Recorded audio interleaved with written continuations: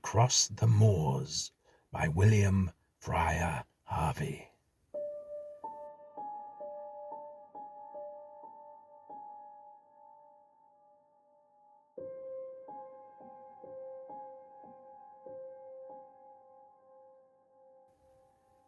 It really was most unfortunate. Peggy had a temperature of nearly 100 and a pain in her side, and Mrs. Workington Bancroft knew that it was appendicitis, but there was no one whom she could send for the doctor. James had gone with a car to meet her husband, who had at last managed to get away for a week's shooting. Adolphe she had sent to the Evershams only an hour before with a note for Lady Eva. The cook could not manage to walk, even if dinner could be served without her. Kate, as usual, was not to be trusted. There remained Miss Craig. "Of course you must see that Peggy is very ill," she said, as the governess came into the room in answer to her summons. "The difficulty is that there is absolutely no one whom I can send for the doctor." Mrs. Workington Bancroft paused. She was always willing those beneath her should have the privilege of offering the services which it was her right to command. "So, perhaps, Miss Craig," she went on, "you would not mind walking over to the Tebbets' farm. I hear there is a Liverpool doctor staying there. Of course I know nothing about him, but we must take the risk, and I expect he'll be only too glad to be earning something during his holiday. It's nearly 4 miles, I know, and I'd never dream of asking you if it was not that I dread appendicitis." "Very well," said Miss Craig.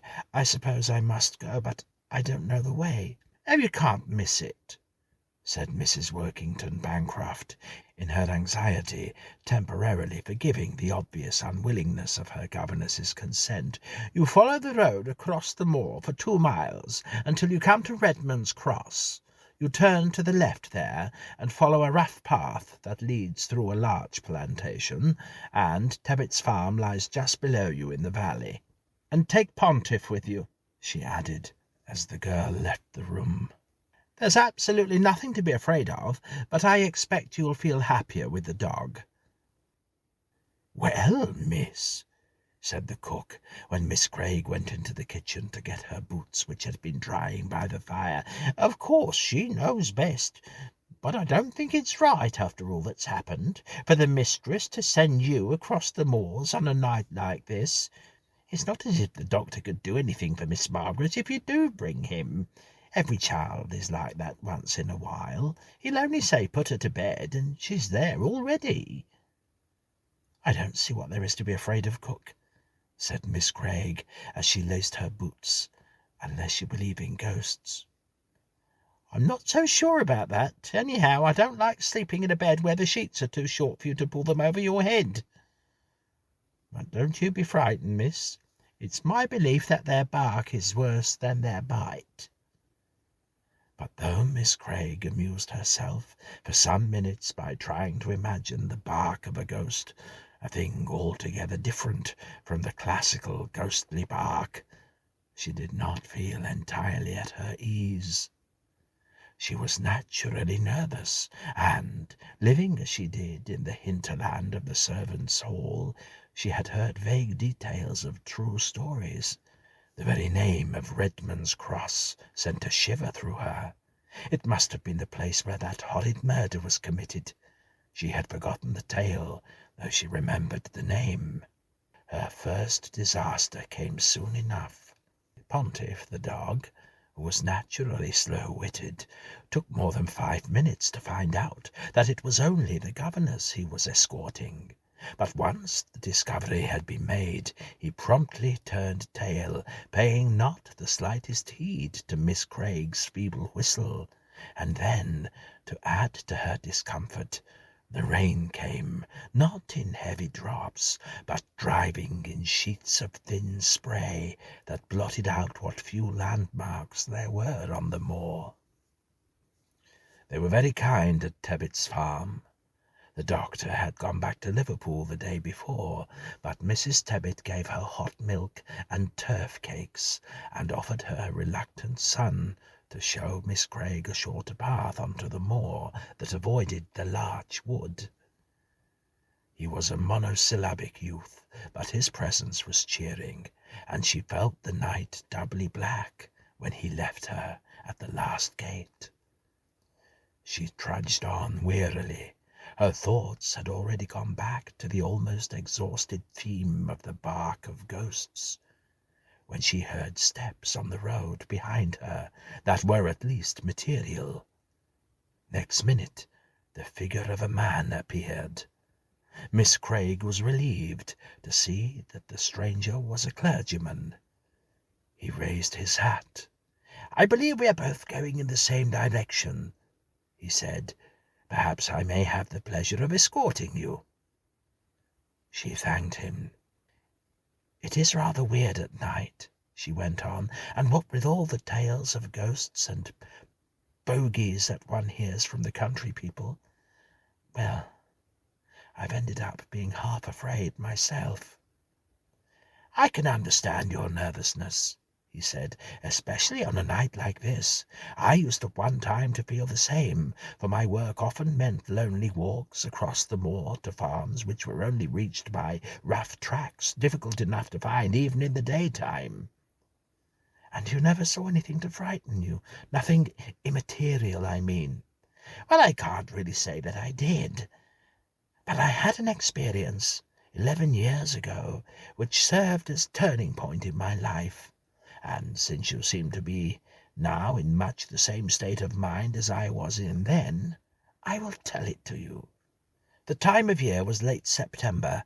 I'd been over to Westendale to see an old woman who was dying, and then, just as I was about to start on my way home, word came to me of another of my parishioners who had suddenly been taken ill only that morning. Well, it was after 7 when I at last started. A farmer saw me on my way, turning back when I got to the moor road. The sunset the previous evening had been one of the most lovely I ever remember seeing, but that night all was changed. Well, as I walked, stiff and footsore, my spirits sank, and then, added to this sense of heavy depression, came another, different feeling, which I surprised myself by recognizing as fear. I did not know why I was afraid. The moors lay on either side of me. The only sound I had heard for the last half-hour was the cry of the startled grouse. "Go back, go back, go back." I buttoned my coat closer and tried to divert my thoughts by thinking of next Sunday's sermon. I had often used, with the Sunday glibness of the tired priest whose duty it is to preach 3 sermons in one day, the old simile of the chessboard. God and the devil were the players, and we were helping one side or the other. But until that night, I had not thought of the possibility of my being only a pawn in the game, that God might throw away, that the game might be won. I had reached the place where we are now. I remember it by that rough stone water trough, when a man suddenly jumped up from the roadside.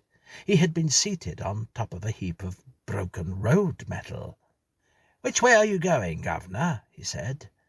Well, I knew from the way he spoke that the man was a stranger. There are many at this time of year who come up from the south, tramping northwards with the ripening corn. Well, I told him my destination. "Oh, we'll go along together," he replied. It was too dark to see much of the man's face, but what little I could make out was coarse and brutal.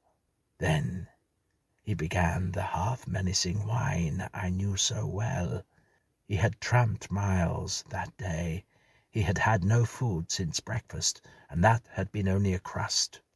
"Give us a copper," he said. "It's only for a night's lodging."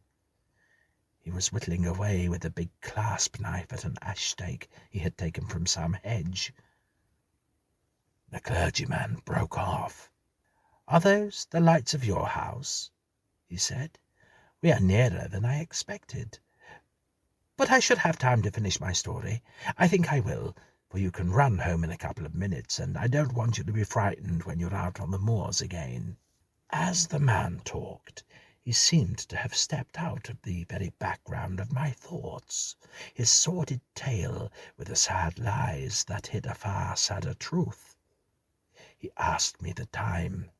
It was 5 minutes to 9. As I replaced my watch, I glanced at his face.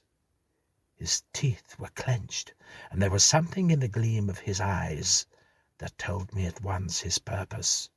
Have you ever known how long a second is? For a third of a second I stood facing him, filled with an overwhelming pity for myself and him. Then, without a word of warning, he was upon me. I felt nothing. A flash of lightning ran down my spine.